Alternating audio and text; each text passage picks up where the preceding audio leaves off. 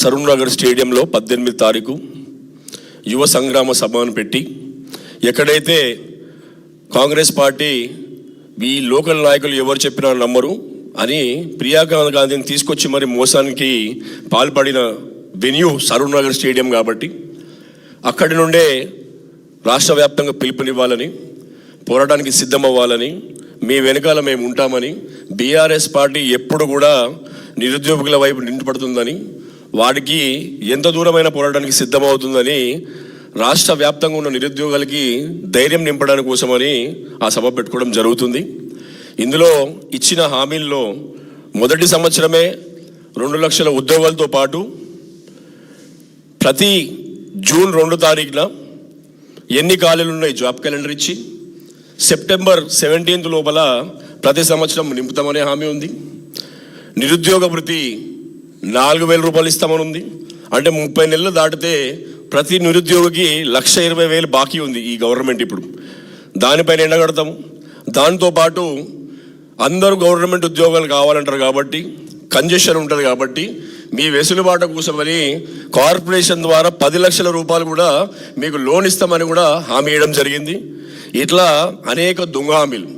దీంతోపాటు నెరవేర్చకుండా మళ్ళీ ఎదురుదాడి, రైతులకి నీళ్ళు ఇస్తలేవంటే రక్తం పోసుకోమంటాడు, నిరుద్యోగులు నోటిఫికేషన్ ఇస్తలేవంటే ఎంట్రీని రావమంటాడు.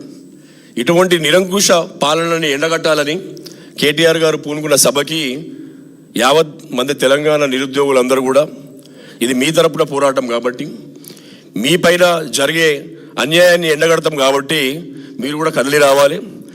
అక్కడ మీరు కూడా మీ మనసులో మాటని పంచుకోవడానికి అవకాశం ఉంటుంది. ఏదో పొలిటికల్ సభలా కాకుండా కేవలం నిరుద్యోగులపైనే ఫోకస్ చేయాలి. ఎందుకంటే ఎక్కడైతే మోసం జరిగిందో అక్కడ నుండే గలం విప్పాలి అనే ఉద్దేశంతో అదే ప్లేస్ని ఎంచుకోవడం జరిగింది. అక్కడ 2-3 రోజులుగా మీరు చూస్తున్నట్టయితే సీనియర్ నాయకులందరూ కూడా పోయి పర్యవేక్షణ ఎట్లా జరిగితే బాగుంటుంది సభ, ఎంతోమంది రావడానికి ఇంట్రెస్ట్ చూపిస్తున్నారు. మీకు సరూర్ నగర్, ఎల్బీ నగర్, దిల్సుఖ్ నగర్ ప్రాంతంలోనే దాదాపు 10-15 వేల మంది రావాలనే ఉత్సాహంతో ఉన్నారు కాబట్టి వచ్చిన వాళ్ళకి ఎటువంటి ఆటంకం జరగకుండా బ్రహ్మాండంగా జరగాలనే ఉద్దేశంతో సీనియర్ నాయకులందరూ కూడా పర్యవేక్షణ జరుపుతున్నారు. మీకు తెలంగాణ భవన్ వేదికగా మీ అందరికీ నిరుద్యోగులందరికీ పిలుపునిస్తున్నాం. దయచేసి పొద్దున 9:30-10 గంటలకల్లా స్టేడియంకి చేరుకోవాలి. ఎందుకంటే చాలా జనాలు రాబోతున్నారు. ఆ రోజు కొంచెం ముందుగా వస్తే కన్వీనియంట్గా ఉంటుంది.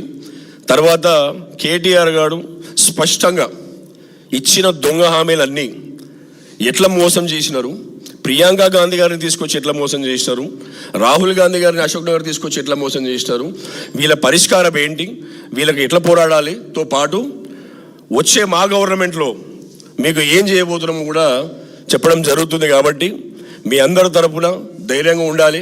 మీకు ధైర్యం నింపడానికి, మీ గోడుని వెళ్ళబుచ్చడానికి ఒక అవకాశంగా తీసుకొని దయచేసి అందరూ కూడా యావత్ యువత, నిరుద్యోగులే కాకుండా మీ ప్రాంతంలో ఉన్న నిరుద్యోగులు ఉంటే కూడా మన నాయకులు, పార్టీ నాయకులు, ఎక్కడైతే యూత్ నాయకులు ఉన్నారో కొంచెం వాళ్ళకి ట్రాన్స్పోర్ట్ లాంటివి ఏర్పాటు చేస్తే కూడా వాళ్ళు అక్కడ రావడానికి అవకాశం ఉంటుంది.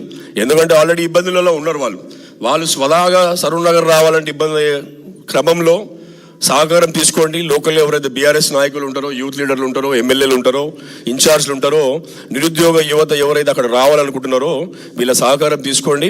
బ్రహ్మాండమైన ప్రోగ్రాం జరగబోతుంది. ఆ రోజు నుండి పతనం మొదలైపోయింది. ఆల్రెడీ ఎప్పుడో మొదలైపోయింది కాంగ్రెస్ పతనము.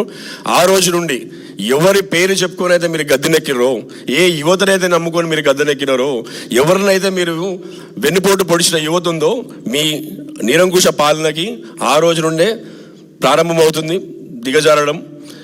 జాగ్రత్తగా ఉండాలి. వచ్చే 2.5 సంవత్సరాలు కూడా మీరు ఎన్ని చేసినప్పటికీ ఈ 1,20,000 ఇచ్చిన తర్వాతనే నిరుద్యోగ వృత్తి మిగతా హామీల వైపు పోవాలని మీ అందరిని డిమాండ్ చేస్తూ నాకు ఇచ్చిన అవకాశానికి ధన్యవాదాలు. Thank you.